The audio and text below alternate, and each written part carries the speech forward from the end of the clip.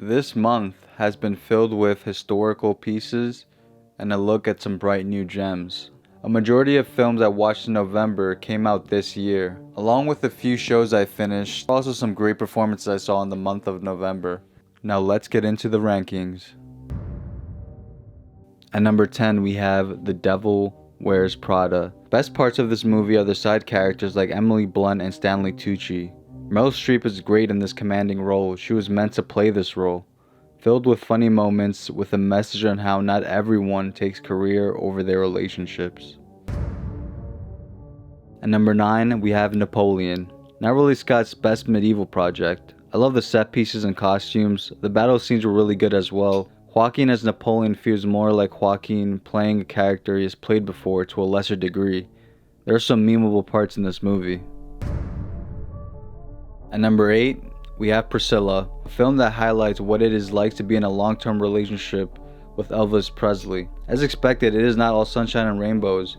It is more of an intimate look at Elvis when compared to Baz Luhrmann's film. It was pretty predictable at times, but it still had good performances and great set design. At number 7, we have The Drop. I really enjoyed this Brooklyn film noir type of film. Tom Hardy steals the show as my favorite performance. Story is simple for the most part. Gandolfini feels like Gandolfini. At number 6, we have The Killer. Not one of David Fincher's top tier best, but still entertaining. I enjoyed the story more than Mank. Michael Fassbender is great. I like the use of voiceover for the most part, and a focus on visual storytelling with moments of silence. It also has a really great fight scene.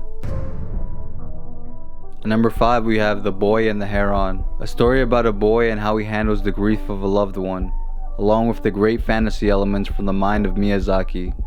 Not my favorite of Miyazaki, but still a great one. If this is the end, I'm satisfied with this finale. At number 4, we have Saltburn. Yes, this movie is weird, but in some of the most interesting and best ways. The best way to describe this film is as a character study, along with a slightly more twisted version of Parasite. Parasite is a better film than this, but both explore similar themes. My favorite part of the film though is the great Linus Sandgren cinematography. Barry Keoghan is also great. At number 3 we have Dream Scenario. Nick Cage is fantastic in this film. This is one of his best in a while. A film that actually looks at how the media can affect someone's entire life from start to finish. It highlights someone who is struck by fame and is leveled out by cancel culture. It is also one of the funniest films of the year. At number 2 we have The French Connection. The second film I've seen from William Friedkin, and it was great. I love how 70s New York is photographed. All the characters feel lived in and part of the crime-infested world. Gene Hackman is great as a robust and racist cop. The best parts of this film are the moments of silence filled with tension due to the use of zoom lenses, especially during the tracking sequences. Some of the best tracking done by cops in the film.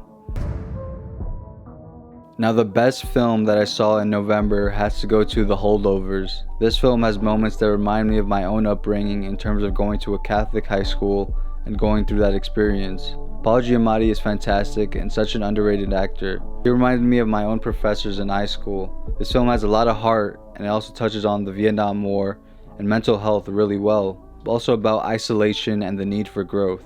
Next up, I want to talk about 3 shows that I managed to finish in the month of November. At number 3, we have One Piece. As a longtime One Piece fan, I have mixed feelings about the show. I'm glad that it follows the source material really well, but the actors look like cosplayers at times, instead of lived-in characters, and the cinematography could be a bit more engaging. Overall, a decent show. Also check out my breakdown of the show in my other video.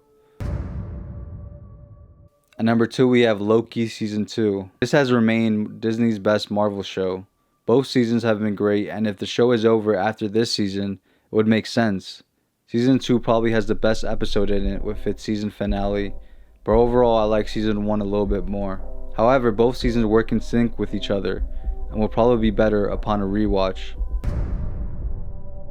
You guys should know what my number 1 is. It's Scavenger's Reign. I've already made a video discussing this show, but it is one of the best of the year, if not the best. Alright guys, thank you guys for watching. Let me know your thoughts below on what you guys think about my ranked list of the top shows and movies I watched this year. Let me know if you guys saw any of the movies I have on my list. Make sure to drop any recommendations that you guys watched in the month of November, so maybe I could check those out as well. I hope you guys have a good one, and I'll see you on the next one.